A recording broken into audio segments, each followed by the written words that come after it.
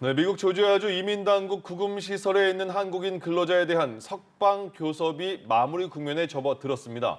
정부가 미국 이민당국에 체포돼서 구금된 우리 근로자들을 현지 시간 10일 전세기편으로 귀국시키는 방안을 추진하고 있다고 밝혔습니다. 한편 이재명 대통령은 오늘 여야 대표 등 지도부를 용산 대통령실로 초청해 오찬을 함께 하는데요. 관련한 내용 김성환 시사평론가, 이종근 정치평론가와 함께 짚어보겠습니다. 어서 오십시오. 안녕하십니까? 안녕하십니까? 예. 지난 4일에 한국인 근로자 300여 명이 체포됐다. 근로자들이 체포됐다. 이런 불안한 소식이 전해 왔었는데 어제 이제 교섭이 성공이 됐다. 10일에 전세기편으로 귀국시키겠다. 이렇게 어쨌든 긴박한 상황을 빨리 마무리 국면으로 접어들게 만들었습니다. 지금까지 정부의 그럼 그 지금의 상황, 정부의 대응은 어떻게 보십니까?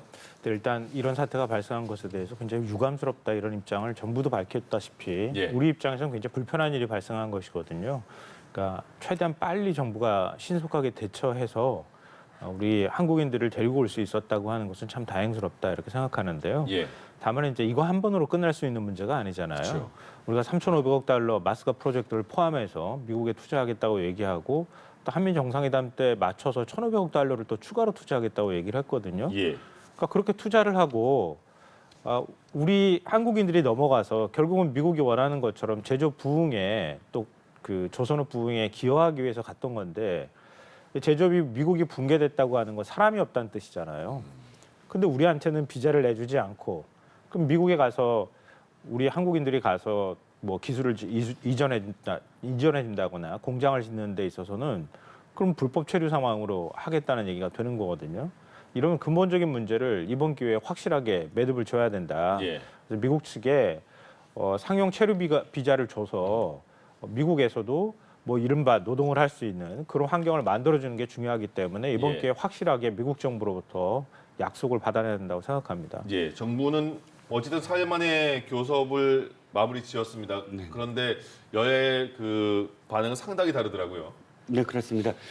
일단 국민의힘에서 이 대응에 대해서 우리의 그런 구금된 300명을 데려오는 것은 평가를 할 수밖에 없어요. 예. 그런데 중요한 건 두 가지죠. 하나는 뭐냐면 데려오는 오되 아직 확실하게 어떠한 행정 절차가 완료됐는지가 중요해요. 예. 자진 출국으로 알려졌다라는 일부 언론은 있는데 그러나 실제로 자진 출국인지 예. 아니면 미국 측은 지금 트럼프 2기 때부터 강제 추방이냐 아니면 4개월 구금해서 재판이냐 네. 둘 중 하나를 선택하라 이렇게 방침을 원칙을 정해놨거든요. 예. 그러면 미국 측 입장은 아직 발표가 안 됐으므로 네. 이게 강제 추방인지 이게 이제 그 초점입니다. 예. 아마 조현 외교부 장관이 필요시 가겠다. 라고 했다가 간다라고 예. 입장이 바뀐 게 그 점, 행정적 절차, 즉 강제 추방인지 자진 출국인지를 완전히 협상을 마무리 지으려고 가는 것 같아요. 둘의 차이는 예. 강제 출국의 경우는 재입국이 뭐 영구 재입국이 불가능할 수도 있고 또 예. 자진 출국의 경우는 재입국에 대해서 어느 정도는 참작해주는 그런 방향이니까요. 그래서 그게 어떻게 되느냐에 따라 또 달라질 것 같고 네. 한 가지 아쉬운 건 국민의힘에서 비판하는 대목 중에 아쉬운 건 뭐냐면 이게 갑작스럽지 않았다는 거예요. 지금 트럼프는 투 트랙을 하는데 한쪽은 뭐냐면 지지율이 떨어질 때 관세 협상으로 뭐 어느 나라의 몇십 % 이렇게 때려대고 그게 어느 정도 마무리되는데 지지율이 또 떨어지면 불법 이민자 체포 이 두 가지를 계속 병행하면서 지지율을 좀 끌어올리고 있거든요. 예. 근데 이미 6월 달에 불법 이민자 체포를 대대적으로 한 게 한인 밀집 지역이었어요. 네. LA 당시에. 그래서 LA가 막 뭐 주방위군 들어가고 그다음에 8월 달에 굉장히 좀 우리나라로서는 충격적인 일이 벌어진 게 샌디에이고에서 한인 여성이 아이들을 등교시키다가 예. 등교시키는 과정에서 체포를 당했어요. 한인 교포사에서 엄청나게 충격이었거든요. 그런데 지금 그런 일들이 벌어졌으면 솔직히 말씀드리면 이번 한미 정상회담에서 좀 우려된다라든지 어떤 예. 언급을 하면서 이 문제에 대한 뭐랄까요 사전 정지 작업이 좀 필요하지 않았는가 뒤돌아보면 좀 예. 그런 부분들이 좀 아쉬운 대목들이 있는 거거든요. 네. 그래서 평론가께서 말씀하셨지만 앞으로의 어떤 그런 비자 문제도 굉장히 중요하고 그다음에 이 문제와 관련해서 이미 우리가 550만 불을 썼대요. 예. 이미 그 우리 비자 쿼터를 더 달라고 10년간 그렇게 노력을 했는데도 그걸 못했습니다. 그런데 이번에야말로 사실 우리가 목소리를 높일 수가 있거든요. 예. 투자를 하고 그 투자로 빨리 공장을 세워서 조지아 주민들을 채용을 하려면 건설하는 인력은 우리가 확보를 해달라라는 논리가 분명히 평론가 말씀처럼 있으므로 이번에는 이 문제를 확실하게 매조지를 해야 된다고 생각합니다. 예. 예, 이 단속이 벌어진 당일에 트럼프 대통령은 이 이민 단속국은 할 일을 한 것이다라는 입장을 밝혔었는데 조금 전에 추가적인 속보가 들어왔습니다. 한국과 관계가 좋다, 현대공장 문제로 영향이 없을 것이다라고 밝혔는데요. 그러면 앞으로 이 문제가 양국 관계에 어떤 영향을 좀 미칠까요? 트럼프 대통령이 뒤늦게 지금 사태를 수습하는 모양새를 보이고 있는데요. 우리 입장으로서는 아까 말씀드렸던 것처럼 확실한 약속을 받지 않는 한 추가 투자는 어렵다 이렇게 얘기를 해야 될 것 같고요. 예. 기업들도 매우 불쾌했다고 얘기를 하고 있잖아요. 예. 근데 이건 단순히 우리나라만의 문제는 아닐 거예요. 일본이나 아시아 국가들도 지금 투자를 해야 되는 상황이고요. 다른 나라들도 역시 마찬가지일 겁니다. 미국에서 투자를 해달라고 얘기를 하잖아요. 근데 돈만 보내고 사람은 보내지 말라 뭐 이런 식의 지금 얘기를 하고 있는 거거든요. 그걸 받아들일 수 있는 나라가 과연 몇이나 되는지. 그렇다면 미국이 뭐하러 제조업이 붕괴가 됐겠습니까? 사람이 없어서 기술이 없어서 붕괴되기도 한 거란 말이에요. 근데 그런 면에 있어서 너무 미국 자국 중심주의적 사고를 하고 있는 거고요. 트럼프 대통령도 이민자 100만 명 단속이라고 하는 이제 공약을 내세웠잖아요. 지금 굉장히 많은 단속이 이루어지는데도 불구하고 그 숫자를 맞추기엔 턱없이 부족하다는 겁니다. 예. 이번 조지아 공장도 그것 때문에 사실 발생했다고 얘기를 하고 있거든요. 그러니까 그런 기조에서 최소한 미국에 투자하러 간 기업들에 대해서는 확실하게 뭔가를 보증을 해주던가 H1 비자를 내줘서 고숙련 노동자들이 가서 일할 수 있는 환경을 조성해 주던가 이렇게 해야 될 거다. 예. 근데 이거는 아마 아시아에 있는 국가들이 투자를 하는 국가들이 전부 다 지금 아마 투자 계획들을 뒤로 미룰 수밖에 없는 상황이 되니까 뒤늦게 뜨거워하면서 네. 지금 관계에는 전혀 문제가 없는 것처럼 이렇게 얘기하는데요.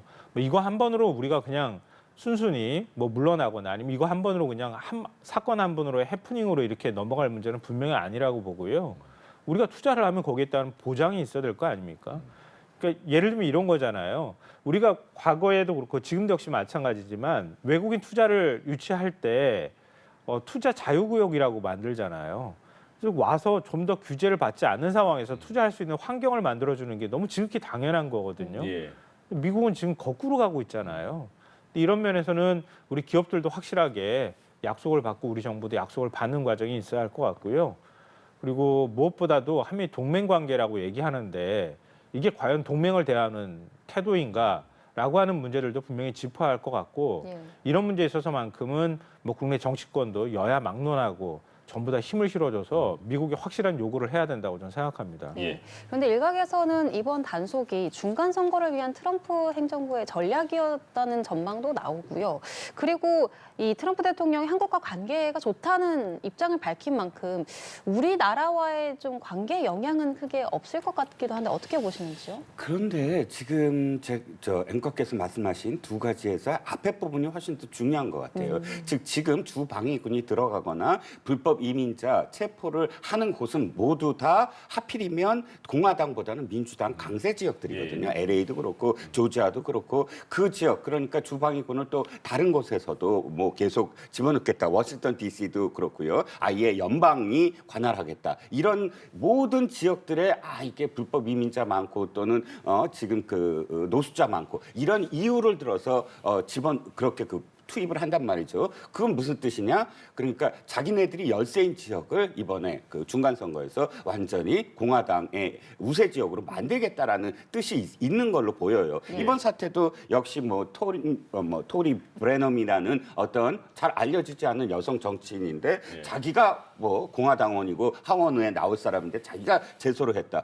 근데 저는 처음에는 그게 그냥 해프닝일 줄 알았어요. 근데 보니까 미국 롤링스톤지부터 해서 막 띄우더라고요. 뭐 인터뷰하고 그런 걸 보면 또 뭐 백악관에서도 부정도 안 하고 그런 걸 보면 이게 하원이라든지 이런 선거를 위해서 지금 하고 있는 거구나. 그러니까 경제적인 측면과 자기의 선거의 측면과 여러 가지가 복합적으로 돼 있기 때문에 멘트도 이렇게 말씀하셨듯이 트럼프는 여기 당은 이렇게 하고 저기 당은 이렇게 이야기하면서 또 트럼프 오늘 얘기가 뭐냐면 미국인을 고용해야지 미국에서 공장을 지으려면 미국인을 고용하라 이런 얘기도 나왔단 말이죠. 예. 그러니까 읽어야 되는 어떤 부분들이 전부 다 정치적인 어떤 이유가 있다. 그 정치적 함의를 보면서 우리가 해석을 해야지 이 뭐 한국과 관계 좋다라는 말로 그렇다면 실질적으로 비자를 내줄 건가 아니면 이번에 자진 출국시킬 건가 이렇게 결과를 놓고 얘기해야지 말로 우리가 해석을 해서는 안 된다는 생각합니다. 네, 굉장히 중요한 말씀을 해주셨는데요. 이번에 뭐 안이하게 우리 정부가 대처할 부분은 분명히 아닌 것 같고요.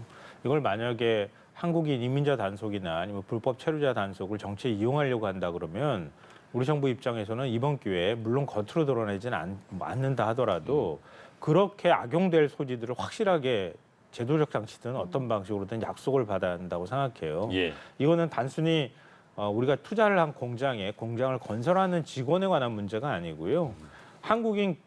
우리나라 교포 사회하고 다 연결이 돼 있는 거란 말이에요. 예. 그러니까 마치 무슨 전시하듯이 전 세계에 군사작전 하듯이 이런 식으로 이민자 단속하는 건 이건 용납해서는 안 되는 문제라고 생각해요. 네. 그러니까 그런 면에 있어서는 그냥 안이하게 넘어갈 것이 아니고 예. 정부 입장에서도 확실하게 보증을 받는 작업들을 해야 된다고 생각합니다. 알겠습니다. 정치권 얘기로 들어오겠습니다. 오늘 이재명 대통령, 정청래 민주당 대표, 장동혁 국민의힘 대표 오찬 회동을 합니다. 그러니까 장동혁 대표는 뭐 단독 회담을 하자 했는데 3자 회담하고 또 그 끝나고 둘이 독대하겠습니다 했더니 한 방에 어쨌든 해결은 됐잖아요. 예. 오늘 그러면 두 분은 이번 그 회동의 어떤 점에 주목을 해서 보실 건지 여야 대표의 악수가 그렇게 중요한지 아무튼 어떻게 보십니까?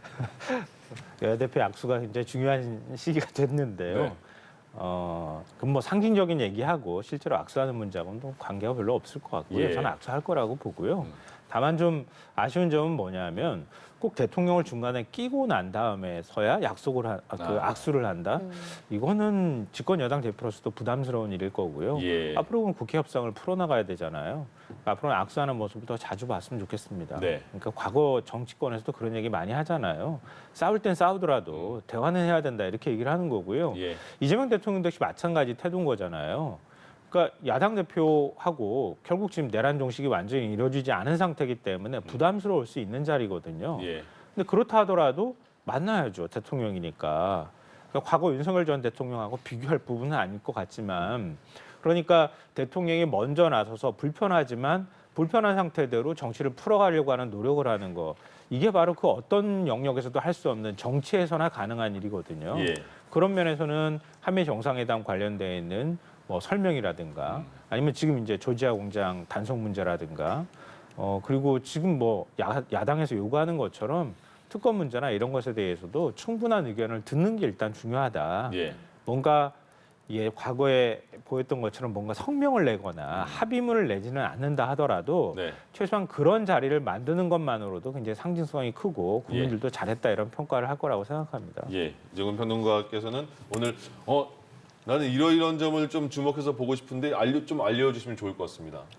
뭐 저도 사실은 네. 악수죠. 그래요? 그런데 저는 중요하군요, 그게. 예, 왜 중요하냐면 예. 사실 이제 내란 종식이라는 어떤 프레임 속에서 워낙에 대치 국면이 오래됐잖아요. 그런데 이재명 대통령이 그걸 풀고 있다라 두 가지 점에서 어쨌든 정청래 대표를 끌어들이고 장동혁 대표를 끌어들여서 서로 악수하게 만들었다. 예. 누가? 이재명 대통령이. 두 번째 그리고 단독회담. 이게 영수회담이냐 단독회담이냐 뭐 이걸 영화상, 갖고 예. 언제나 말도 많고 탈도 많고 길었어요, 얘기가. 네. 근데 한 번에 받아들여 줬잖아요. 그러면 어쨌든 이재명 대통령이 포용을 하면서 뭔가 자리를 마련했다. 이건 상징적으로 내용도 내용이지만 예. 중요한 모멘텀이라고 저는 생각을 해요. 그러니까 만약에 뭐 예전에 어떤 뭐 그런 대표들처럼 이 국민의힘의 대표들처럼 아니야 못 만나 이렇게 해버리면 사실 완전히 고립되는 어떤 상황이 될 수밖에 없잖아요. 예. 그래서 만남 그 자체도 굉장히 중요하다. 그런데 이제 야당 입장에서 봤을 때 네. 그렇다고 만남만 하면 야당 대표 이번에 됐잖아요. 예. 됐는데 얼마 안 지났고 컨벤션 효과가 크지 않았습니까? 않습니다.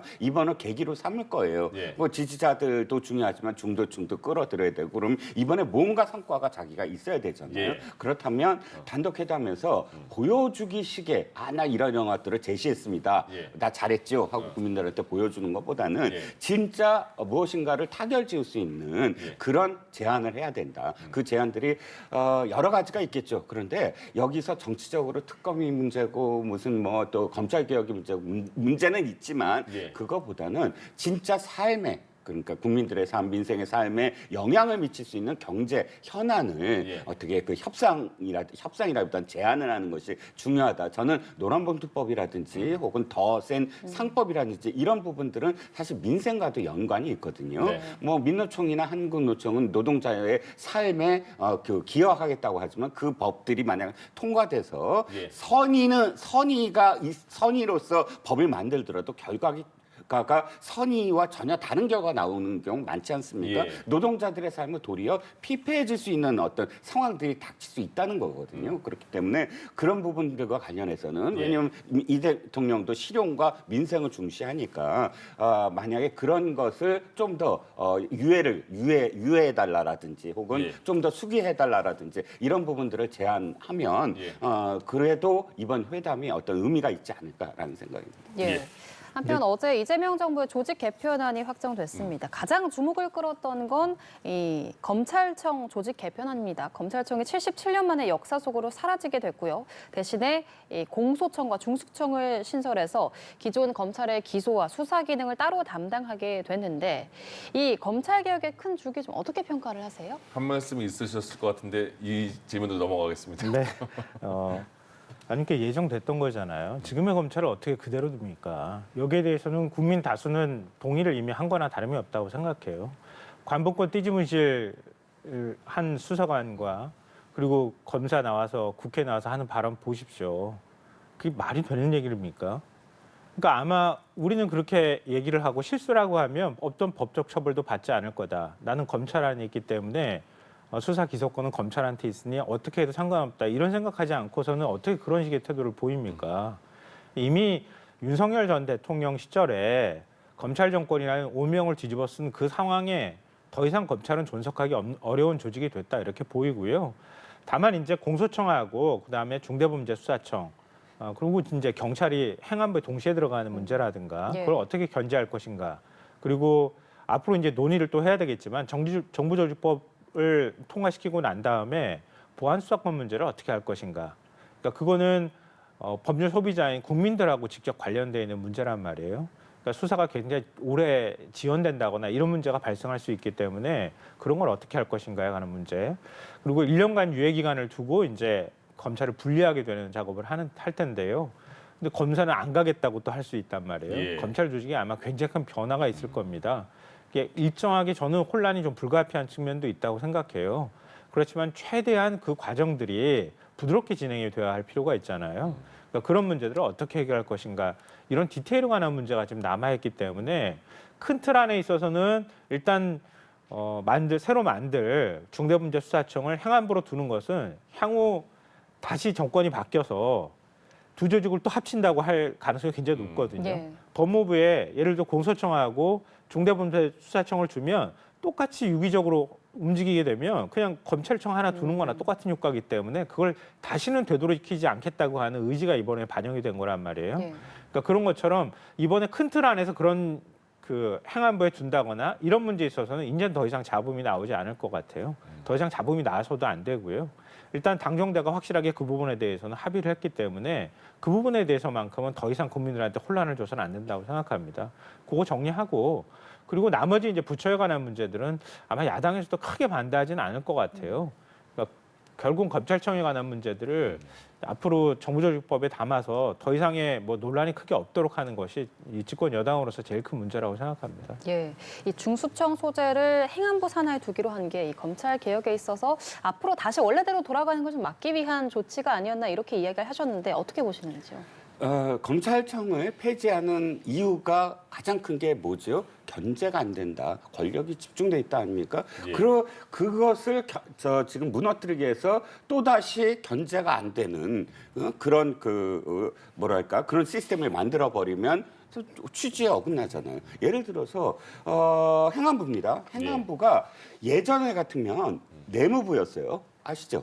이승만 대통령과 예. 박정희 대통령 시절에 내무부에서 뭐가 있었죠? 경무대가 있었어요. 경찰의 어떤 그런 수사 권력을 갖고 완전히 모든 것들을 다 좌지우지해서 내무부를 행안부로 바꾸고 그런 또 경찰을 행안부가 지휘를 하지 않게 다 그런 역사로 지금 만들어놨단 말이죠. 예. 그런데 지금 행안부법 바꿀 겁니다. 왜냐하면 검찰총장만이 단일 사건에 대해서 법무부 장관이 지휘를 해요. 예. 검찰을 지휘합니다. 단일 사건에 대해서 검찰총장을 지휘합니다. 그런데 행안부는 그 법이 없어요. 지휘 못하게 돼 있어요. 예. 왜? 옛날에 그 기억 때문에. 그런데 그렇다면 어찌됐든 누가 그 책임을 져야 되잖아요.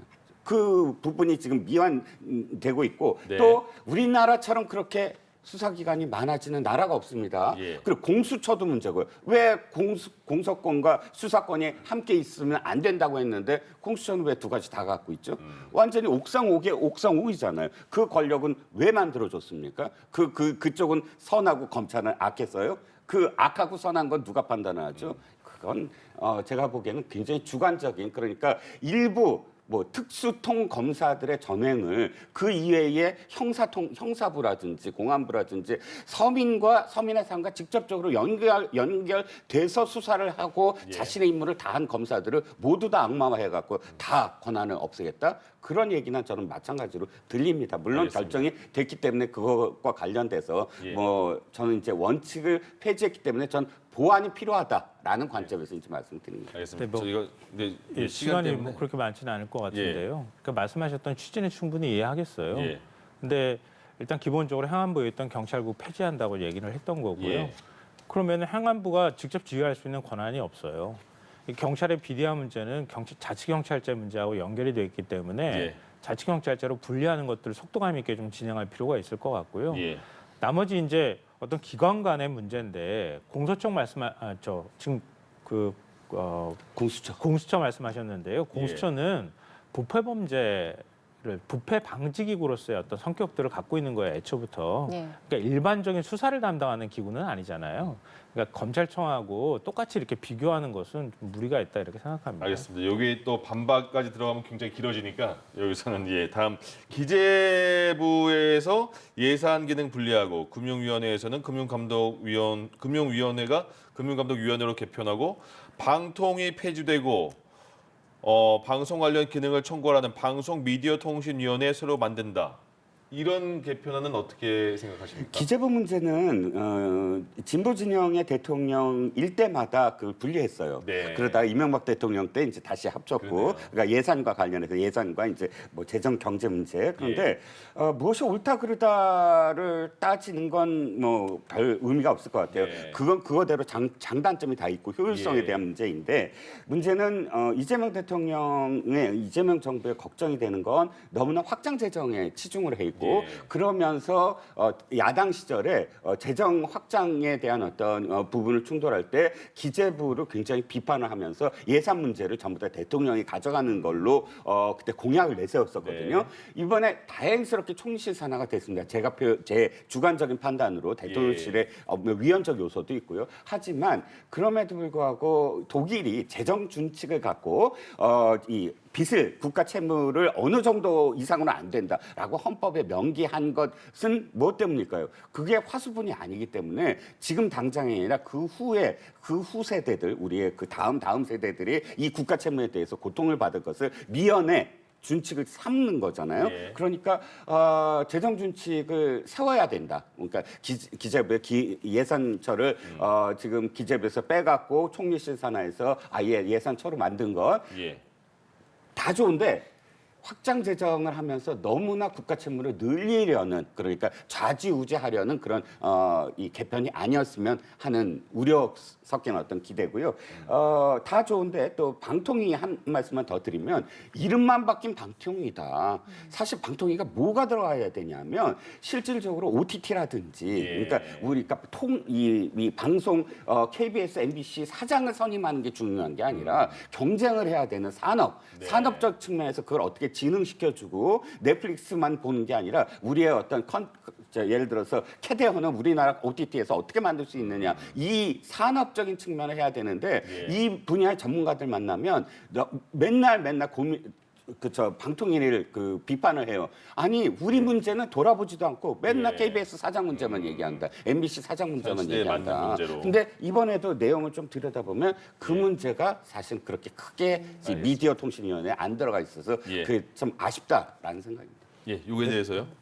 그러니까 지금 끝부분에 말씀하신 것부터 거꾸로 얘기를 하면은요. 마치 방통위원회가 간판만 바꿔다는 것처럼 자꾸 얘기를 하시는데요. 그거는 아니다 이런 거고요. 뭐 지금 얘기하신 것처럼 새로운 미디어들이 많이 생겨났단 말이에요. 유튜브도 하나의 미디어 역할들을 지금 하고 있는 거란 말이에요. 근데 언론의 역할을 하는 것들을 그러면 어디서 관할해야 되는 건가? 이런 문제들이 그동안에도 계속 제기가 됐어요. 그러니까 거기에 따르는 어떤 미디어 환경 변화에 따르는 대응에 관한 것들이 다 포함이 될 수밖에 없다. 그래서 방송 미디어 통신이라고 일부러 이제 새로운 형태의 위원회를 만든 거라 조직을 만든 거란 말이에요. 그러니까 앞으로는 예를 들면 유튜브와 관련되어 있는 거, OTT 뭐 그리고 기존에 이제 언론과 관련되어 있는 이런 산업 전반을 관할하는 이런 부분에 대한 역할 조정이 아마 있을 것이다. 그런 역할 조정과 함께 방송 미디어 통신위원회가 만들어진다 이렇게 이해하시면 좋을 것 같고요. 그리고 기재부는 이건 아마 정부 부처한테 물어보면 다 알 것 같아요. 공무원들이 제일 잘 알 문제라고 생각해요.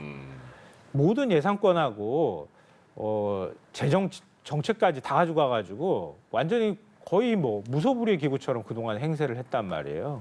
뭐 모피하다 이런 얘기까지 나오는 것처럼 어떤 새로 국민에 의해서 선출된 민주적 정당성을 갖고 있는 정부 대통령이 새로운 예산들을 편성하고 거기에 따르는 책임을 진다고 하는 측면에서는 기획재정부라고 하는 정부 부처에 맡길 게 아니라 좀 더 책임성 있게 총리실이든 대통령실이든 어떻게 해서든 이런 예산을 편성하고 계획하는 이런 작업들을 하는 것은 별도로 분리하는 게 좀 필요하다고 봐요. 알겠습니다. 알겠습니다. 오늘 이재명 대통령과 여야 대표가 회동을 하기 때문에 이 자리에서 어떤 이야기들이 나올지 봐야겠습니다. 지금까지 김성환 시사평론가, 이종근 정치평론가와 함께했습니다. 고맙습니다. 고맙습니다.